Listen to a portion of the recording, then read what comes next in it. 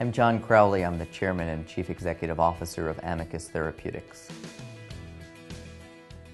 My wife and I have 3 children, 2 of whom, when they were very young in 1998, were diagnosed with a rare genetic disorder that set us out on a journey to try to find scientists, research, and medicine that could change that very difficult prognosis.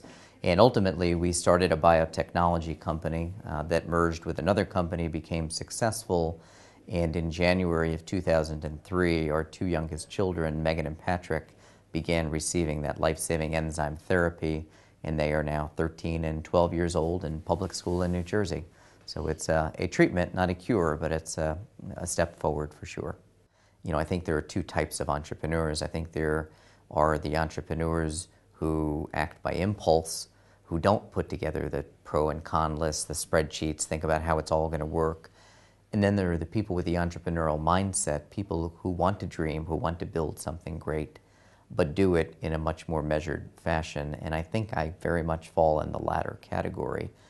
I think we did what we did at the time because we had no other alternative. I was just, again, about a year or so out of business school. From there, ended up working for a large pharmaceutical company. And with that came the security of a paycheck, health insurance, some measure of knowing what the future would look like.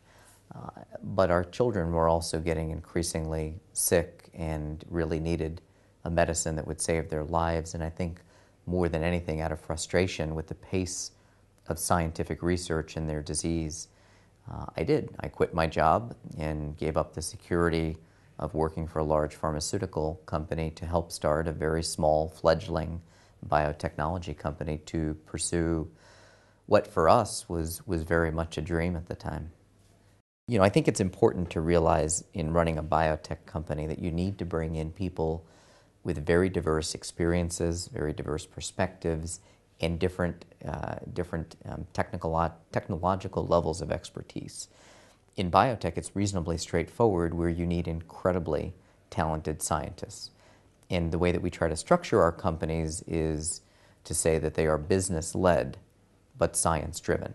So we have the business infrastructure, discipline, the strategy, the systems in place, but we also realize we live or die by the quality of our science and how quickly we can move, from idea to concrete products and ultimately, hopefully, into products that will make a difference in people's lives. I think as an entrepreneur, you do need to be an eternal optimist. The glass is not half full, it's 3/4 full, and it's pretty clean too. And you need to expect failure. You need to welcome failure. Realize you're going to have it. Don't fail and think, oh my God, what did I do? How could I fail? You know what? That's the nature of it. Expect to fail. Look forward to it almost. Because from there, you're going to find new paths, new journeys, and you will learn.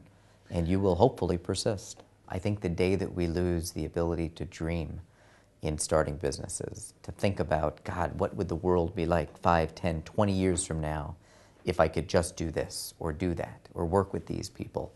That notion of changing one small part of the world with a newer and better product, technology, idea, service, whatever it may be, that's what makes, being an entrepreneur great. And that's what's going to lead to the next, series of tens, hundreds of millions of new jobs in the free world. And, we can't ever lose that perspective. For us, we knew that we or somebody would help beat back nature in this disease. We just had to provide that impetus to beat time as well. And if we did anything, maybe that's a little part of the success we had.